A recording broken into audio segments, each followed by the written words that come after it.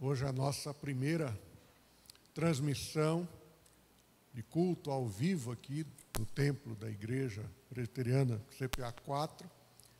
Então, para nós, é motivo de muita alegria podermos estar levando aos lares das famílias, do povo de Deus, estarmos levando a palavra do Senhor, participando, ainda que virtualmente, deste momento de culto. Nós não imaginávamos que esse afastamento demoraria tanto tempo, né? E eis que se passou o mês de março, passou o mês de abril e já estamos chegando ao final do mês de maio e não há previsão ainda de quando nós poderemos estar todos reunidos, né? Porque essa pandemia no nosso estado de Mato Grosso, os entendidos aí estão dizendo que ela ainda vai demorar um tempo e que ouvi dizer até palavras do secretário estadual de saúde que o pico desta pandemia aqui em Cuiabá, Mato Grosso, seria no segundo semestre do ano. Ou seja, nós vamos ter que ir nos ajeitando, né? Neste ano, um ano marcado aí por essas dificuldades e, infelizmente, muitas vidas já foram ceifadas, né? Muitas vidas, muitas famílias já estão vivendo seu luto por causa de perdas e, num primeiro momento, se falava somente em grupos de risco e temos ouvido tantos relatos de pessoas mais jovens, fortes, que, de repente, nem sabiam que tinham alguma enfermidade e vieram a óbito, né? Trazendo, então, uma certa apreensão por parte da população. É certo que boa parte da população ainda está achando que tudo isso aí é brincadeira. Eu ouvi na rede social um grupo de evangélicos lançando a pergunta: você acredita na existência do coronavírus, que ele está trazendo essas mortes todas? E vi líderes ali dizendo: eu não acredito. E eu fiz questão de colocar lá: eu acredito. E acredito porque, como eu disse no domingo passado, nós já perdemos uma parente, uma tia, lá no Pará, por conta do coronavírus. Então, falar para mim que isso aí é invenção é até desumano, até desrespeitoso, né? E é desrespeitoso para com toda a população que já perdeu um ente querido e está aí vivendo esses dias de muita desconfiança. E aqueles que andam nas ruas da cidade estão vendo que muita gente está andando sem proteção, muita gente em aglomerados, né? Os ônibus da cidade lotados de gente. E, infelizmente, isso aí tem a ver, de um lado, com a população que não está acreditando, de outro lado, com as nossas autoridades, especialmente, pensando aqui a nível municipal, os ônibus poderiam estar rodando em Cuiabá em maior número para evitar essa grande quantidade de gente hoje dentro dos ônibus urbanos de Cuiabá, né? Então, fica aqui a nossa palavra aqui inicial a todos aqueles que estão nos assistindo, e eu quero hoje trazer uma meditação na palavra do Senhor pensando inclusive nessa questão da pandemia, do momento em que nós estamos vivendo. Afinal de contas, como eu disse, muita gente acredita, outros não acreditam, muita gente morrendo no Brasil, no mundo todo, e tem muita gente sofrendo. Porque uma coisa é você ficar um feriadão dentro de casa, né, pastor Júlio? Feriadão em casa, tal, cuidando do neto, ali, fazendo aquele churrasquinho e tal. Outra coisa é você passar já 90 dias, todo mundo dentro de casa, junto, né? Daqui a pouco, está todo mundo já se estranhando já, né? Porque o pessoal não está acostumado a ficar o dia todo mundo junto ali. Isso aí é algo que mudou um pouco a nossa rotina, né? Estávamos acostumados a ver casa vazia e para dormir a casa enchia. Agora, o dia todo, né? A casa está com gente e a gente está tendo que reaprender a viver nessa nova circunstância. Pois bem, pensando então nas aflições, pensando então nas dúvidas, nas inquietações que com certeza está no coração da igreja, está no coração de toda a população, eu quero ler o texto de segunda carta de Paulo aos Coríntios, no capítulo 4, versos 7 em diante. Segundo aos Coríntios, capítulo 4, versos de 7 a 9. Está aí o texto para você, texto da palavra de Deus que diz assim: temos, porém, este tesouro em vasos de barro, para que a excelência do poder seja de Deus e não de nós. Em tudo somos atribulados, porém não angustiados, perplexos, porém não desanimados, perseguidos, porém não desamparados, abatidos, porém não destruídos. Senhor, tua palavra foi lida e eu rogo direção do teu Espírito, para que esta palavra seja traduzida, todos os corações que nesse momento estão ouvindo esta mensagem, seja os irmãos aqui presentes, sejam aqueles que estão nos vendo pela internet, pelas redes sociais, que o Senhor esteja falando ao coração de cada um, Pai. Eu te peço em nome de Jesus. Amém, Senhor. Pastor Manuel, o que tem a ver esse texto com pandemia? O apóstolo Paulo, ele escreve aqui duas cartas. A primeira e a segunda carta aos Coríntios. E nessas cartas aos Coríntios, o apóstolo Paulo se depara com problemas na vida da igreja. E se deparando com problemas na vida da igreja, ele começa então a exortar, a doutrinar, a ensinar. E dos grandes problemas que ele também encontra na cidade de Corinto é uma oposição. Oposição. Gente que não o aceitava como apóstolo, gente que não enxergava nele alguém que poderia ser digno de estar anunciando a salvação e falando em nome de Deus.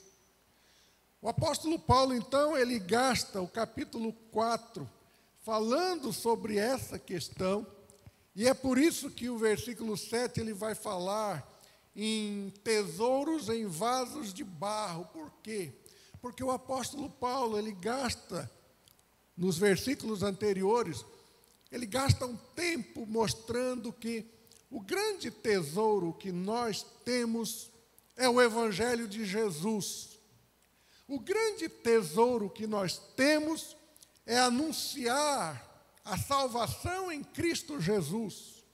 Este tesouro que está dentro de nós, o apóstolo Paulo então vai dizer, é como um grande tesouro que está dentro de um vaso de barro. E aqui ele está se referindo ao vaso de barro como sendo ele, como sendo cada um de nós, na nossa fragilidade. A fragilidade de um vaso de barro. Um vaso de barro que pode ser quebrado. Um vaso de barro que em si mesmo não encontra lá nenhum grande valor. Afinal de contas, aqui em Cuiabá, o pessoal que vai lá para o São Gonçalo Beira-Rio, vai encontrar lá muita gente trabalhando barro e fazendo vasos, fazendo coisas fantásticas com o barro.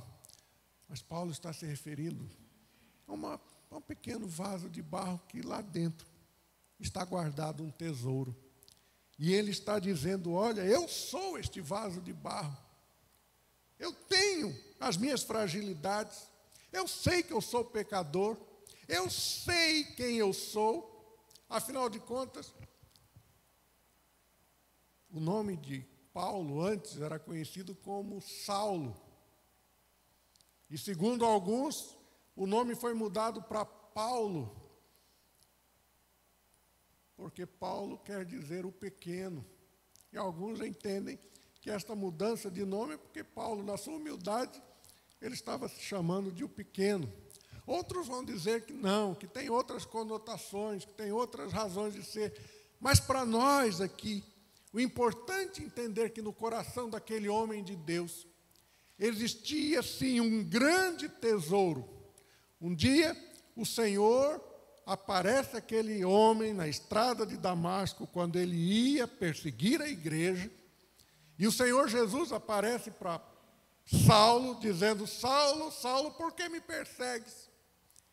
E depois que Saulo teve um encontro com Jesus, depois que ele entendeu, compreendeu esse projeto de Deus, a salvação em Cristo Jesus, ele entendeu que ele estava sendo agora um vaso usado por Deus para levar este evangelho que o salvou para todo mundo conhecido. E Paulo então não descansa. Ele começa a fazer suas viagens missionárias, ele abre igreja em tudo quanto é lugar, pregando. E em todo lugar onde ele passava, ele ia sempre primeiro numa sinagoga judaica, e lá ele pregava para os seus irmãos judeus. Alguns se convertiam, a maioria não se convertia, e ele saía às vezes de lá embaixo de muita pancada, as pessoas batendo nele, enxotando da cidade, caluniando, fazendo um monte de perseguição a ele. E ele não, ele saía feliz, porque é importante que ele pregou o evangelho. E é este Paulo que está dizendo, olha, este tesouro que nós temos, tesouro que nós recebemos na nossa conversão, que nós recebemos o Senhor Jesus na nossa vida, e o nosso coração é alvo agora das mais graciosas ações de Deus através do Espírito Santo. Paulo agora está dizendo, este tesouro que nós temos, ele está dentro de nós, que somos vasos de barro, que somos frágeis, que o nosso corpo em si mesmo, nós somos frágeis. Antes de vir para cá, eu estava, e ainda estou, embaixo de algumas medicações, umas dores terríveis no dente. E eu não conseguia nem abrir a boca direito, tanta dor de dente.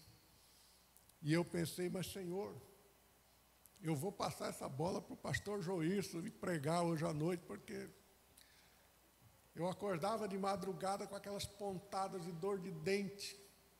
E eu pensando, Senhor, como que eu vou pregar? E aí me deram lá em casa um remedinho lá, e foi assim, beleza. Aquela dor de dente diminuiu, depois de algumas horas ela volta, depois a gente toma o remedinho de novo, ela diminui. E eu vinha para cá pensando nisso, na mensagem de hoje, e pensando na minha dor de dente, falando assim, será que ela vai voltar com tudo na hora que eu estiver pregando? Né? E naquela hora eu senti, da parte de Deus, o seguinte: você não vai falar sobre vaso de barro? Aí, um bom exemplo. Né? Você vai pregar a palavra, mas você não é um super-homem. Você sofre dor de dente também. Né, Sérgio? Você tem suas fragilidades. Você é pecador. Você fica doente também. É legal, Senhor. Entendi a introdução do meu sermão de hoje. Né? Entendi quando o apóstolo Paulo fala, nós temos este tesouro em vasos de barro. Nós somos frágeis, mas carregamos dentro de nós um tesouro enorme, um tesouro valioso. Esse presente que Deus nos deu, a salvação em Cristo Jesus, a certeza de quem nós somos, quem nós pertencemos, nós somos do Senhor. E aí o apóstolo Paulo, então, vai escrever esses versos que nós lemos, depois de mostrar às pessoas, olha, vocês fazem oposição a mim, vocês dizem que eu não sou apóstolo coisa nenhuma, tal, mas olha, este tesouro está em vaso de barro, eu sei que eu sou frágil. Mas, nesses dias de pandemia, nós pensamos então, Senhor, este tesouro em vaso de barro, como esse vaso de barro se comporta nos dias maus? E aí o apóstolo Paulo aqui nos dá uma grande lição, quando ele diz assim, olha, temos este tesouro em vasos de barro, para que a excelência do poder seja de Deus, e não de nós. Bom, primeira coisa que Paulo está dizendo, o Evangelho de Jesus, ele vem do céu, vem de Deus, não é nosso. Muita gente vive batendo a mão no peito. Eu já vi muita gente boa, gente amada do Senhor, usando isso. Transferindo para si uma responsabilidade que é de Deus. Se eu não for apóstolo de Deus, ora, o poder é de Deus. São das pessoas. Não é do pastor, não é do apóstolo, não é do ministro, da bispa, do bispo. O poder é de Deus. Por isso Paulo vai dizer, olha, em tudo nós somos atribulados. Claro, nós somos atribulados porque nós somos frágeis. E quem é frágil, ele passa atribulados. Por isso que crente às vezes perde emprego. Às vezes nós temos problemas financeiros, nós temos problemas de saúde na família, nós temos problemas de relacionamentos, todo tipo de problema nós temos. E Paulo vai dizer, em tudo nós somos atribulados. Sim, quem é frágil, vaso de barro, é atribulado. Porém, ele vai dizer, não é angustiado. Vai, pastor, como é que eu posso ser atribulado sem ser angustiado? A palavra angustiado aqui tem a ver com aquela situação em que a pessoa ela está num nível de de medo, ela está numa situação em que a angústia faz dela alguém extremamente triste, alguém extremamente entregue àquela situação, e esta pessoa, ela se torna alguém, como eu poderia dizer, alguém que não está mais vivendo no nível apenas do problema, mas ela está com tanto medo, ela vive numa situação de pânico tão grande, que Paulo está dizendo, olha, angustiado, com pânico, não. Sabe por que não? Porque quando o crente está passando pelas suas atribulações, ele entende que, apesar de todas as lutas do dia a dia, de todas as dificuldades, ele tem um Deus que é soberano e que está olhando para a vida dele. E aí, nos vem aquela figura que eu achei interessante, estava lendo numa rede social. Você com certeza já andou de avião, e você dentro de um aviãozão, saindo daqui de Cuiabá, indo para São Paulo, de repente, passa por uma turbulência, e o avião parece que vai cair, faz assim, vum, e depois ele volta para o lugar. E nisso você já era, né? Quem não estava preparado, já era. Bateu cabeça, já fez um monte de coisa, que não vou nem mencionar aqui. Mas numa dessa tinha uma criança brincando, seu brinquedinho, e todo mundo ali, naquela turbulência, o avião balançando para cima e para baixo, balançando para cima e para baixo, e a criança lá brincando, sorrindo, e alguém olhou para ela e falou assim, minha filha, você não tem medo, não? Ela, não. Mas por que você não tem medo? Porque o piloto do avião é meu pai. Essa ilustração nos mostra muito bem que, apesar de atribulados, eu não posso viver atemorizado, porque o piloto da minha vida é o meu pai. A minha vida está nas mãos de Deus, né? Paulo vai dizer então, somos atribulados, mas não vivemos atemorizados. Perplexos. O que quer dizer esse perplexos aqui? Quando você é pego de surpresa numa situação que você fica perplexo.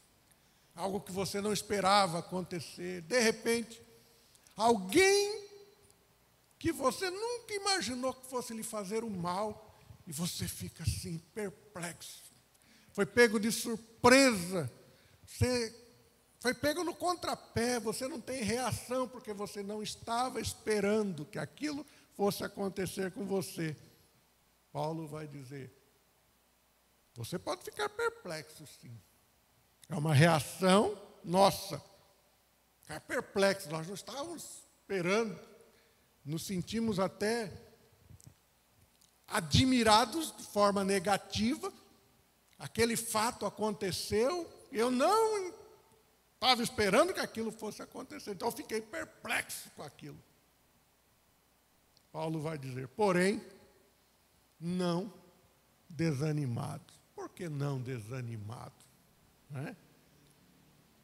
Porque se eu desanimo diante das circunstâncias da vida, eu estou negando que o meu pai é o piloto do avião da minha vida. Assim como eu não posso viver atemorizado, angustiado, eu não posso me desanimar. E eu não desanimo. Não posso desanimar, porque é o próprio Senhor quem nos ensina que nós não devemos viver angustiados, não devemos viver querendo construir o nosso dia de amanhã, porque quem somos nós para querer construir o dia de amanhã? Nós não sabemos se vamos estar nem vivos amanhã.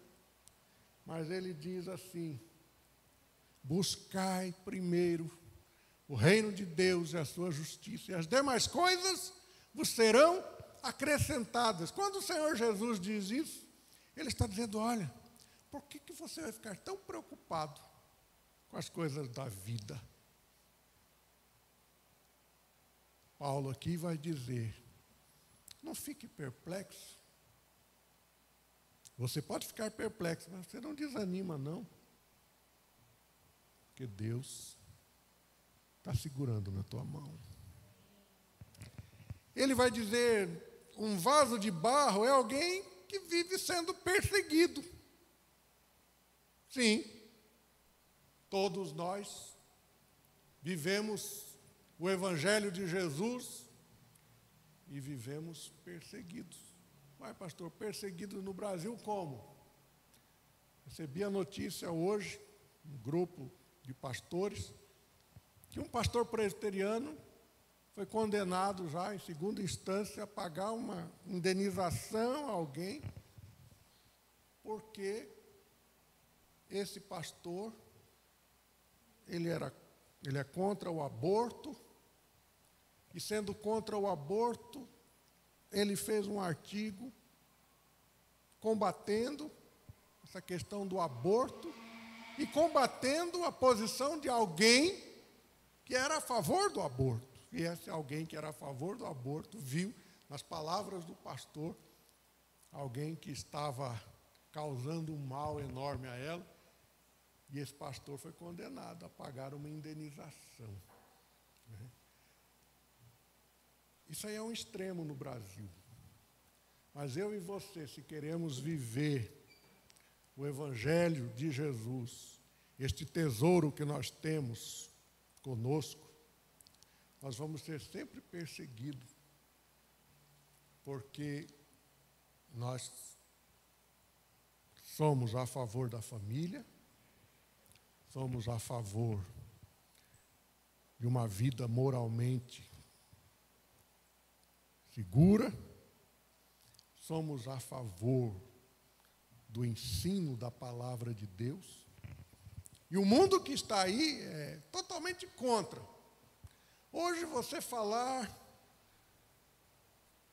contra questões relativas à orientação sexual, você falar contra questões relativas a um monte de coisa, você é condenado. E é condenado pela sociedade. Por quê? Porque entendem que nós não temos que falar dessas posições da igreja. Por outro lado, no Carnaval do Rio de Janeiro, colocam Jesus, a figura de um travesti, colocam cristãos nas práticas mais horrendas, e isso está tudo certo para eles. Mas quando nós nos colocamos contra a maneira da libertinagem com que agem, aí nós somos condenados, somos taxados de crentões, né? Ora, Paulo vai dizer: nós vamos ser perseguidos? Seremos. Porém, não desamparados. Como que nós podemos, servos de Deus, nos sentir desamparados, se o grande tesouro que nós temos na nossa vida é o fato de que Jesus, o Filho de Deus, pagou um alto preço na cruz do Calvário por nós, e Ele nos trouxe para uma nova vida? Como que nós vamos entender que no meio das perseguições Deus vai nos desamparar. Não, Paulo vai dizer. Não. Desamparados, não. E ele continua. Vamos nos sentir abatidos.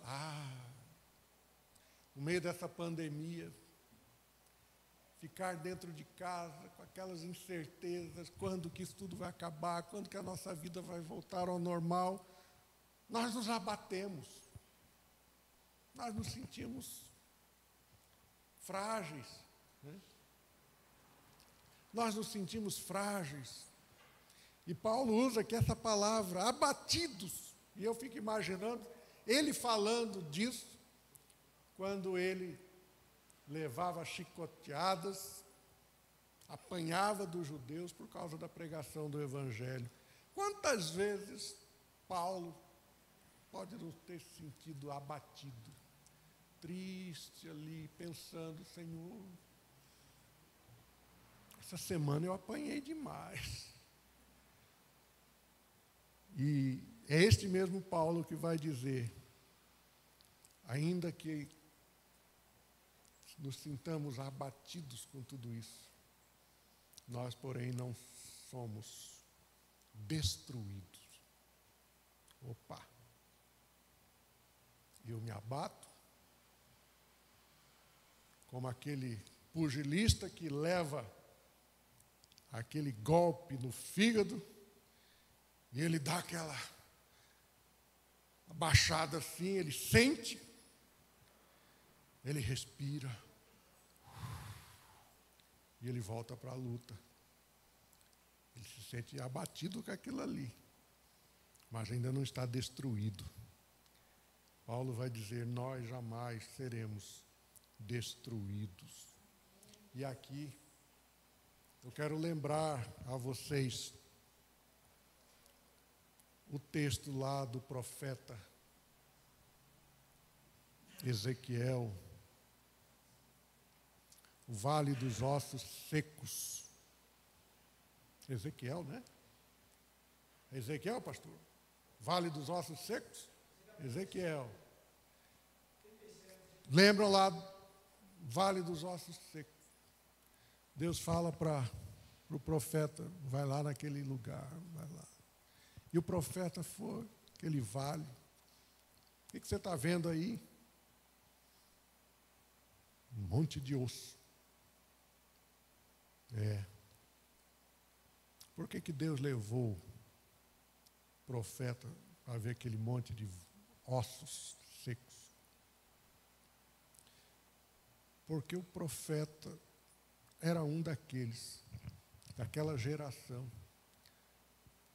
que recebeu da parte de Deus a informação, olha, eu vou destruir esse povo. Esse povo vai passar por muitas provações. Mas, Senhor, olha a oração do profeta, mas, Senhor, se esse povo morrer todo, como que ficam as tuas promessas? Como que vai ser? O Senhor não falou para Abraão, para Moisés? Como é que fica a tua promessa? Todo mundo morrer aqui, como é que fica? E Deus leva o profeta nesse vale de ossos secos. Profetiza. E de repente, aqueles ossos começam a bater, juntar todos. De repente, estava ali um exército numeroso. E Deus olha para o profeta e diz, eu faço suscitar um povo, um exército aqui, olha. Já não estavam mortos? Eu ressuscito esse povo tudinho. O que Deus está dizendo para nós, agora através de Paulo? Nós somos abatidos. No sentido de nós, diante dos problemas da vida, nós sentimos o golpe. Mas nós não somos destruídos. Porque para nós sermos destruídos, significa que aquele tesouro que Deus colocou em nós, que aquele tesouro não era tesouro coisa nenhuma, era uma pedra falsa, um falso diamante. Mas nós sabemos que Jesus morreu e ao terceiro dia ressuscitou. E ele ressuscitou porque um dia todos nós ressuscitaremos com ele. Por isso Paulo vai dizer, olha, nós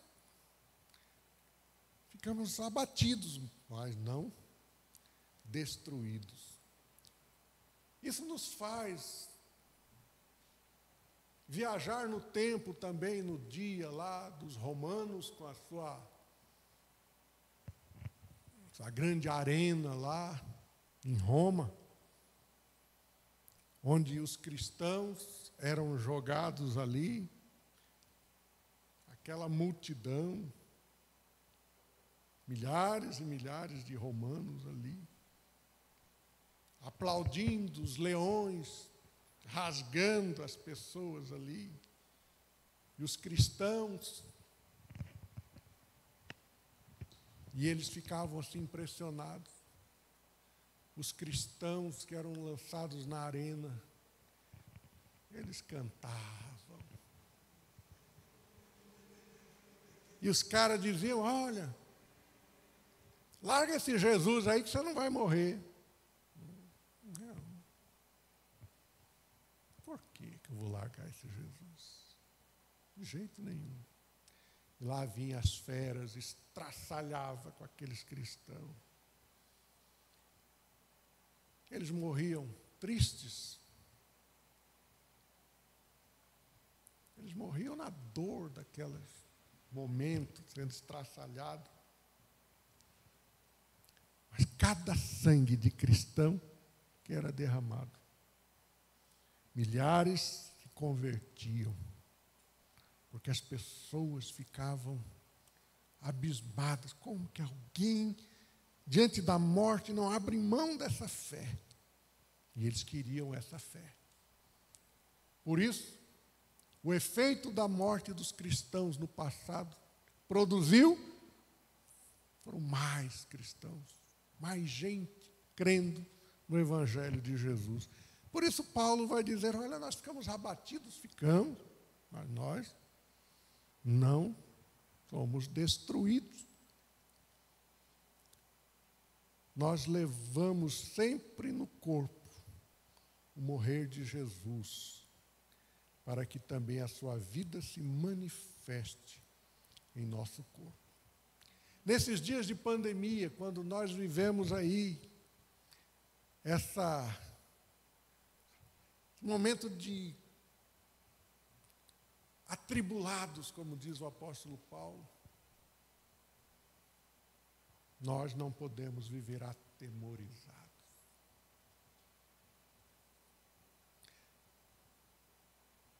Nós ficamos perplexos diante de tanta gente morrendo, mas não desanimamos. Somos perseguidos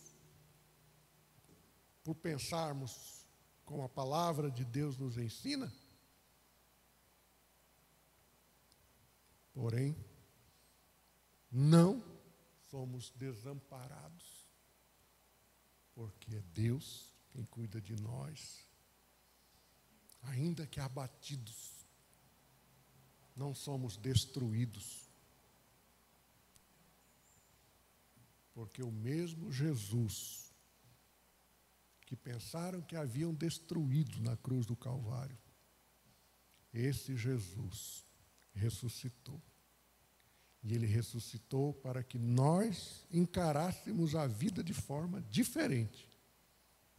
Jesus ressuscitou, primeiro, para mostrar que a vida não acaba aqui na terra. Um dia nós vamos estar com Ele novamente. E Jesus ressuscitou para cumprir as profecias, dizendo, morte, onde está, ó morte, a tua vitória? Filho de Deus, venceu a morte. Ora, quando nós vivemos esses dias estranhos, nos sentimos perplexos, nos sentimos atribulados. Será que vamos ter nosso emprego? Será que vai ter trabalho? Será que vai ter salário? Será que vai ter comida? Nós ficamos atribulados, mas nos lembrando daquela criança. Por que você não tem medo desse avião cair? E ela diz, porque meu pai é o piloto. E essa é a resposta que nós temos no nosso coração. Esse é o nosso tesouro. Meu pai, é Ele o dono da vida. É Ele o dono de todos nós. Para concluir, sempre me perguntam, pastor, e essa pandemia, o que o senhor acha? Eu sei que nessa pergunta está embutido aquela questão apocalíptica, né? Será que essa é mais uma daquelas trombetas do Apocalipse que já está ressoando? Olha, essa pandemia do ponto de vista espiritual, tem algumas coisas a nos ensinar. Uma delas, quando nós pensamos na questão do Apocalipse, é porque nós estamos muito focados se é a trombeta que está soando. Ora, eu não preciso estar preocupado com isso. Porque há 2000 anos atrás, o Senhor Jesus já havia falado, olha, vai ter muita tribulação, vai ter pandemia, vai ter muitas mortes, guerra, tremores de terra, terremoto. Mas isso ainda não é o fim. Isso é só o princípio.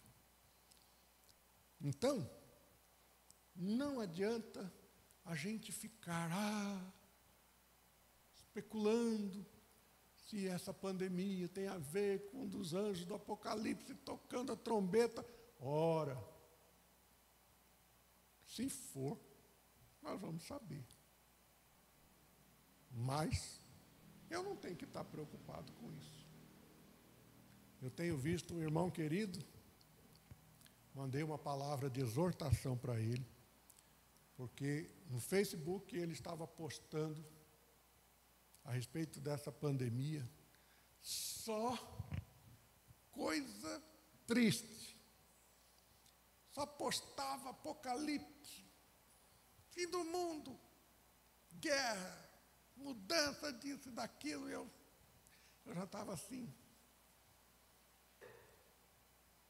Passei uma mensagem para ele no privado, falei, meu irmão, as pessoas já estão tão tristes, tão atribuladas.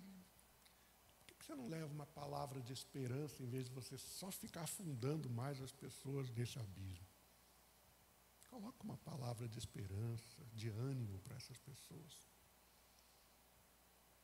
Ele reproduziu o que eu mandei para ele e colocou no Facebook. Aqui é o que um amigo me mandou. Amém. Fazer o quê? Amém. Importante que ele entendeu o meu recado. E ele melhorou muito. Ele parou aquelas coisas. Que ele, todo dia, é igual... Hoje, uma das grandes críticas que se faz ao Jornal Nacional, não é? O pessoal da Globo, não sei se vocês estão me assistindo aí, não sei se eu vou estar com esse ibope todo, mas uma das grandes críticas do Jornal Nacional que eu vi na rede social, quando começou a tocar a musiquinha do Jornal Nacional, a família que estava sentada já colocou a máscara, né? Taparam com cobertores, né? Chapéus e tudo. O vírus está chegando. Por quê?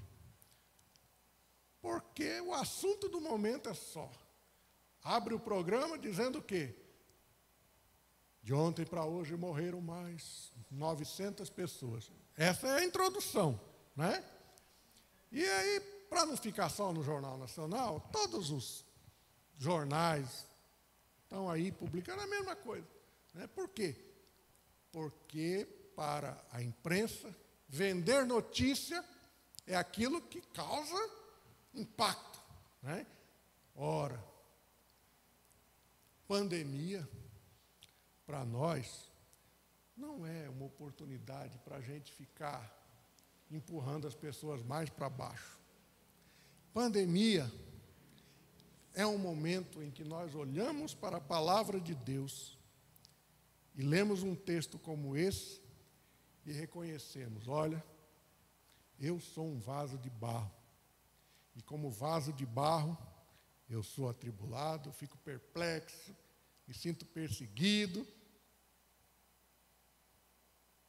fico abatido, mas eu não abandono a minha fé, porque o meu Deus continua dono da minha vida.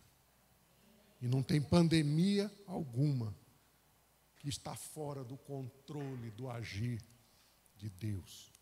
Ah, pastor, e essa pandemia? Bom, não vamos olhar com aqueles olhares apocalípticos, mas vamos olhar a pandemia como uma grande oportunidade para a gente se reinventar. Olha que coisa maravilhosa. Eu estou aqui pregando, tem aqui no templo 4, 8, 9 pessoas, 10 comigo. A nossa igreja aqui costuma ter 130, 150 pessoas por domingo no culto. Com certeza, a probabilidade dos nossos amigos, vizinhos, parentes estarem ouvindo esta palavra é de muito mais de milhares de milhares. E Deus está dizendo, pois é, precisa vir uma pandemia para vocês entenderem que tem um jeito mais rápido do Evangelho chegar mais longe. Não é, Sérgio? Já pensou nisso? Precisa de uma pandemia para a gente, de repente, Deus começar a mostrar para a igreja, olha, hora de reinventar, hora de sair dessa situação aí, né? Claro que quando tudo isso voltar, isso vai continuar. Isso aí não tem mais como a gente voltar atrás, que a igreja não vai mais querer ficar. Vai ter 150 pessoas aqui dentro, mas vai ter milhares e milhares, lá longe, que não tem condição de vir aqui, mas vão estar ouvindo a pregação do Evangelho, porque essa palavra vai estar gravada lá nas mídias sociais. Amém, queridos? Que o Senhor, assim, nos ajude a vivermos esse momento de pandemia como um momento que não está fora do controle de Deus. É um momento onde nós nos sentimos verdadeiros vasos de barro. Porque diante dessa crise, nós vemos a nossa fragilidade, essa tristeza que nos abate, essa angústia que está querendo tomar conta do teu coração, a falta de esperança que está aí no coração de muita gente, este tesouro que nós temos guardado, este tesouro que é o nosso Senhor Jesus Cristo iluminando o nosso coração e nos fazendo enxergar a grandeza deste amor do Pai para conosco. Ah, este tesouro, ele tem que ser vivido por gente frágil, para que a glória de Deus resplandeça, e não a nossa, mas a de Deus. E eu e você vivamos a nossa vida compreendendo que o nosso Deus, Ele está no controle de todas as coisas. Deus assim nos abençoe. nós vamos estar louvando ao Senhor. É um hino que fala: mestre, o mar se revolta. É uma experiência que Jesus teve lá com seus discípulos e foi transformada em música aqui, não é?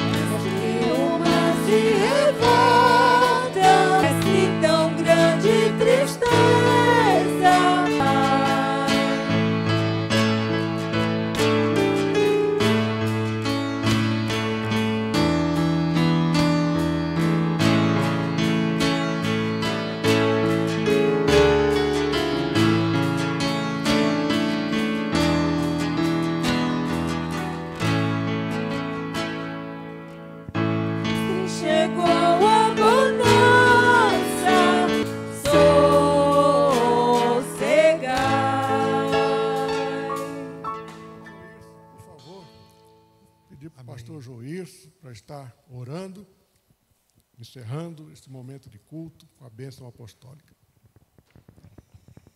Bendito Deus, nós queremos agradecer ao Senhor por este culto, que tão somente ele foi expresso dos nossos corações, unicamente para a glorificação do Teu nome.